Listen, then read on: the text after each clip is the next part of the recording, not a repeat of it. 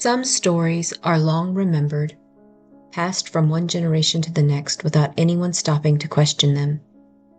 But when we take the time to look deeper into the existing records, we sometimes discover they weren't entirely accurate, and in rare cases, they may not have happened at all.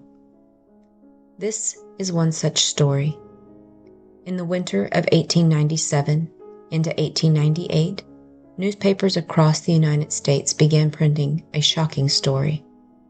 According to the reports, two small children belonging to a man named George Oakley, living somewhere near the Arkansas, Oklahoma, Missouri border, were left home alone while their mother visited a neighbor.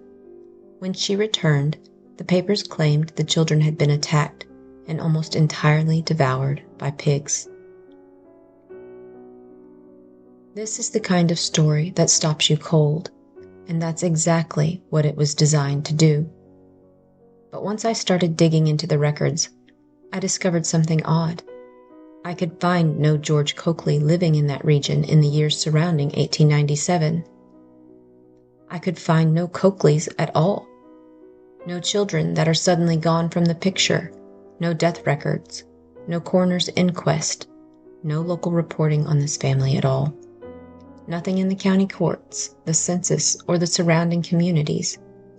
Yet the story appeared in newspapers all around the country, as far away as California and even Maine, all with identical wording. History remembers this late 19th century reporting style as yellow journalism. At this point in time, I'm convinced the Coakley story didn't actually happen.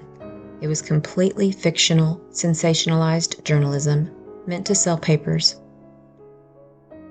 Sometimes, in order to be the first paper to report the story, publishers would jump the gun, reporting predicted outcomes and partial truths, like this one about the Newsom-Jones family in the neighboring counties of Benton and Washington in Arkansas. Daily Arkansas Gazette, Tuesday, 12th of April, 1898, reports. Met death in muddy waters. Mr. and Miss Newsom and their son-in-law William Jones drowned near Siloam Springs. News has reached here that William Jones and his mother-in-law Miss Newsom were drowned while trying to cross Muddy Fork, a small stream near Siloam Springs. About 2 hours later, on the same day, the old gentleman Newsom was drowned at Fisher Ford on the Illinois River. Further research will later reveal that only the old gentleman Newsom had actually drowned. This family was originally from Parallel, Washington County, Kansas, where the following article ran 3 months later. The Lynn Digest, Friday, 22nd July, 1898. Quite a number of Parallel people attended a church at the Fact Sunday morning, there being a memorial sermon preached for Mr. Newsom, a former resident of this country who was drowned while fording a river near his home at Siloam Springs, Arkansas, a few months ago. Mr. Newsom had many friends who sympathize with his bereaved ones.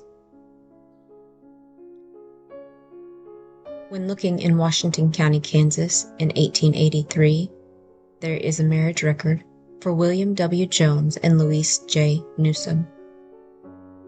Evidence that Mr. Jones did not drown that day in the spring of 1898 alongside his mother-in-law comes whenever he is found alive and well, 2 years later, enumerated in the 1900 census in Cane Hill, Washington County, Arkansas, as a house carpenter. Notice, most of his children are born in Kansas.